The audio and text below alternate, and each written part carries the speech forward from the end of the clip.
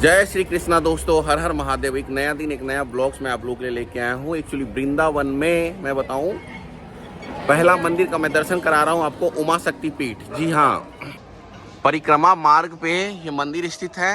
देखिए सामने श्री उमा शक्ति पीठ 51 शक्तिपीठों में से एक है ये शक्तिपीठ। आपने सुना होगा राजा दक्ष की कथा, जिसमें माँ सती है ना, अपने आप को शरीर त्याग के भस्म कर लिया था। तो उनके शरीर के जो 51 टुकड़े थे, उसमें से यहाँ पे केस गिरा था। जी हाँ, ये गाड़ी लगी हुई है, केस यहीं पे गिरा हुआ था। इसलिए यहाँ पे है ना एक शक्तिपीठ का निर्माण हुआ, जिसे हम उमा शक्तिपीठ कहते हैं।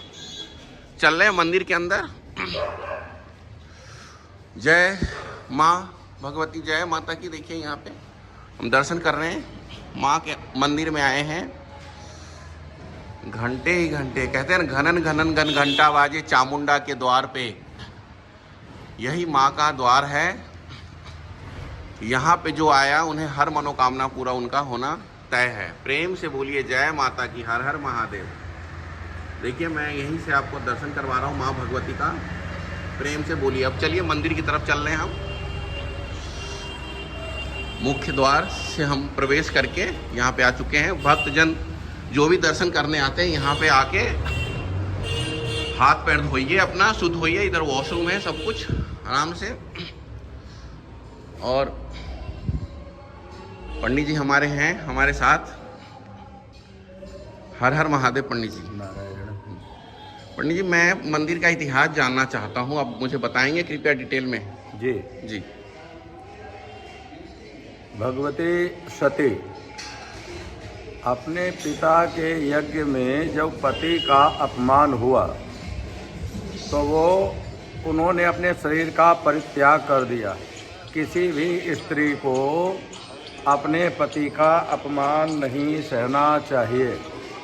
तो ऐसा विचार करके उन्होंने अपने शरीर का परित्याग कर दिया। जब परित्याग किया तो उसकी बड़ी कथा है कि उन्होंने शुरू करिए। नारायण, पति का अपमान बर्दाश्त नहीं पति का अपमान भगवती सती उमा बर्दाश्त नहीं कर सकी। उन्होंने अपने पिता के यज्ञ में शरीर का परित्याग कर दिया। उस शरीर को लेकर भगवान शंकर जी यत्र तत्र घूमे हैं। जब भगवान शंकर जी वियोग में मानव लीला करते हुए, यद्यपि भगवान को वियोग नहीं होता, लेकिन मनुष्यों को शिक्षा देने के लिए यत्र तत्र घूमे हैं, तो सृष्टि का कार्य अवरुद्ध हो गया। सृष्टि के कार्य करने के लिए 5 देवता होते हैं। उन देवताओं में 3 ये प्रमुख हैं, भगवान शिव, भगवान विष्णु और भगवान सूर्य या ब्रह्मा, दोनों एक ही हैं। तो एक सृष्टि के कार्य में जब विरोध आया, तब भगवान ने सब देवताओं को मिलकर विष्णु ने विचार किया। उन्होंने कहा जब तक सब रहता है व्यक्ति का, तभी तक लोग ज़्यादा रोते हैं, वियोग में रहते हैं, दुख प्रकट करते हैं। यदि सब हट जाए तो दुख धीरे धीरे कम हो जाता है।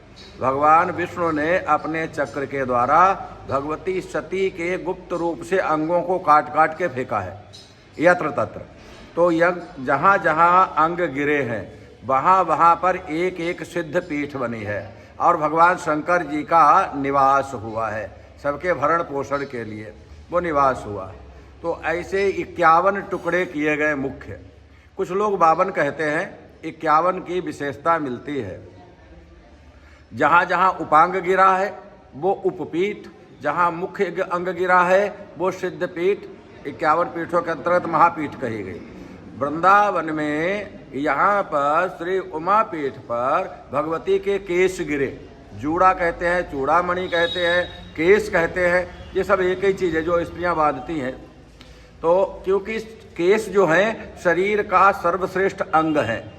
सिर, शरीर में हमारे सिर सर से श्रेष्ठ है। सिर की भी रक्षा करने के लिए भगवान ने केश बनाए। वो केशों का यहाँ पतन हुआ। केशों का पतन हुआ तो यहाँ की देवी का नाम हुआ भगवती उमा सती जी। सती का ही नाम उमा है, तपस्वी का नाम उमा है, पार्वती का नाम उमा है। और वही इस संसार की कर्त्री धर्त्री संहर्त्री है। उमा इनका नाम हुआ। यहाँ पर शंकर जी ने निवास किया। उनका नाम हुआ भूतेश। भूतेश का अर्थ होता है समस्त प्राणियों के स्वामी।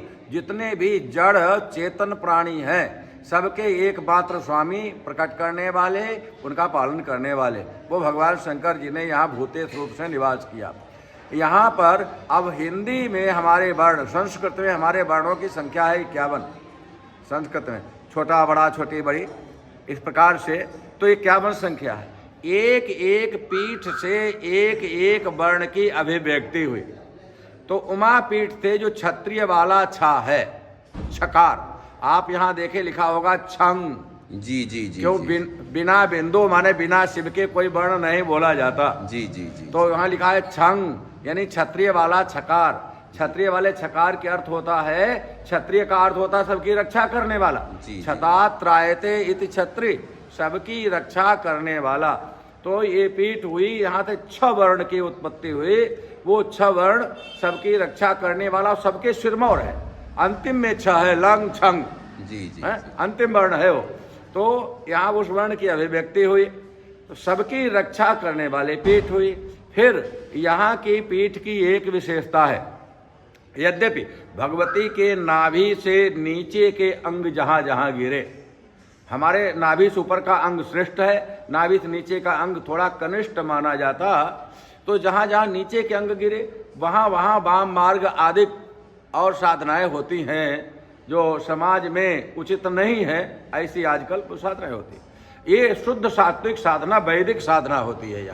यहाँ वेद मार्ग और आगम मार्ग दोनों की मिश्रित साधना होती है। तो मिश्र साधना भी कहते हैं, समयाचार भी कहते हैं, वैदिक साधना भी कहते हैं। यहाँ अन्यत्र पीठों पर जो साधना 12-12 वर्ष में एक वर्ष में सिद्ध होती है, वो यहाँ 1 महीने के अंदर सिद्ध होती है। अविलंब मंत्रों की सिद्धि, मंत्रों की संज्ञा अलग है। बड मंत्र हैं, कुछ वैदिक मंत्र हैं, कुछ आगम मंत्र है। इन मंत्रों की यहाँ अविलंब सिद्धि होती है। और इसलिए ये पीठ यहाँ पर वृंदावन में यमुना तट पर ये स्थापित है। और मैं भी यहाँ पर लगभग करीब 40 वर्षों से मैं इस पीठ पर हूँ। इससे पूर्व और हमारे पूर्वाचार्य और लोग रहे। दूर दूर से लोग ज़्यादा आते हैं यहाँ, नज़दीक के लोग तो कम आते हैं यहाँ, लेकिन दूर दक्षिण भारत के अधिकांश लोग दक्षिण भारत के आते हैं। कर्नाटका है, केरला है, महाराष्ट्र है, आंध्रा है, इनके लोग बड़े श्रद्धालु हैं, वो लोग ज़्यादा आते हैं यहाँ। पंडित जी, कुछ जागृत शक्तिपीठों में इनकी मान्यता हुई है, जो मुख्य जागृत शक्तिपीठ है उसमें जागृत ही है ये। जी जी। ये हमने बताया छकार और मुख्य सिर पर भी केस, तो सर्वश्रेष्ठ पीठ उमा पीठ कही गई। इसका एक नाम छत्रपीठ भी है। छत्रपीठ भी है, सबकी रक्षा करने वाली और सबकी शिरोमणि, क्योंकि यहाँ सिर के ऊपर भी जूड़ा गिरा है, यहाँ केस गिरे हैं, सबकी रक्षा करने वाले। तो यहाँ वही बात कि अविलंब सिद्धि होती है। ऐसा लिखा पीठ रहस्य में कि उमा पीठ पर मंत्रों की सिद्धि अविलंब प्राप्त होती है, सबसे जल्दी। अविलंब ने जल्दी, शीघ्र। जिससे हमने बताया 12 वर्ष या 1 वर्ष में, 12 महीने में जो सिद्धियां अन्यत्र होती हैं वो यहाँ 1 महीने में हो जाती हैं। जो 12 वर्ष में होती हैं वो 1 दिन में हो जाती है। अच्छा पंडित जी, हमने ये भी सुना है कि जो गोपियां थी उन्होंने भगवान श्री कृष्ण को पाने के लिए भी यहाँ पे भगवती की आराधना किया था। अलग है उसका, वो है यहाँ से 35 किलोमीटर दूर। अच्छा। वो पीठ नहीं थी। अच्छा। कार्तिक के महीने में, अगहन के महीने में जो कुंवारी कन्याएं होती हैं, जिन्हें अच्छा पति चाहिए, जी, जो पति की, लड़की की कामना होती है अच्छा पति मिले, जी, तो वो लड़कियां अलग स्नान करते कार्तिक में और मार्गशीर्ष में। वो यहाँ से लगभग 35 किलोमीटर दूर, पीठ नहीं है वो। अच्छा। पीठ नहीं है वो यमुना के किनारे बैठ के उपासना किया करती थी। जी। यमुना जी से प्रार्थना करती थी कि भगवान श्री कृष्ण हमको पति रूप से प्राप्त हों, और मिट्टी का शिवलिंग बनाया करते थे। अच्छा। शिवलिंग बना के, कात्यायनी माने यमुना जी। अच्छा। हाँ, तो यमुना जी की उपासना करते थे। धन्यवाद पंडित जी, जय श्री राम। और ये पानी घाट, सारे दूर दूर से गोपियाएं जो थी पानी लेने यहीं आती थी। दुर्वासा जी यहीं तपस्या करते थे। अच्छा। तो हमारे पंडित जी जिस शब्द की व्याख्या कर रहे थे, यही देखिए यहाँ पे है ना, क्योंकि जब मैं मंदिर में आया था, मैं खुद है ना, क्योंकि बीज वर्ण के बारे में मुझे ज्ञान है, लेकिन इस वर्ण के बारे में समझ ही नहीं पाया ये क्या है। लेकिन हमारे पूजनीय स्वामी जी ने आज मुझे ये ज्ञान देके कहते हैं कृतार्थ कर दिए। धन्यवाद पंडित जी।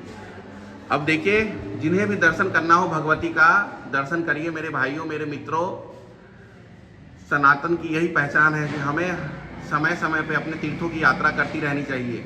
और सबसे उत्तम पीठ मैंने आपको बताया ना, वृंदावन में हम लोग आते हैं, इसमें कोई दो राय नहीं है, कृष्ण की नगरी है। लेकिन उससे पहले से भी पुरातन समय से यहाँ पे ये जो माँ भगवती की शक्तिपीठ है, यहाँ पे भक्त लोग आते रहे हैं। बचपन में श्री कृष्ण बलराम वो लोग भी यहीं पे आते थे पूजा करने के लिए। संस्कृते देवी, यहाँ पर तीन ही स्थान हैं। आप अगर विचार करेंगे कि वृंदावन में 500 वर्ष पहले लोग किसके दर्शन करते थे? जी जी। 500 वर्ष पहले न तो बिहारी जी थे, न राधा रमण थे, न राधा गोकुल थे, न दामोदर थे, कोई थे ही नहीं। तो दर्शन किसके करते? शिव ही सत्य है और शिव ही शक्ति है। हाँ, तो पहले सबसे पूर्व कौन यहाँ आते? हमारे पूर्वज, वो तो आस्तिक थे, सब वैदिक थे। जी जी। यहाँ दर्शन करने आते थे, वो किसके दर्शन करते थे? इन्हीं के करते तो थे। यहाँ के 3 स्थान कहे गए। जी। 3 स्थान।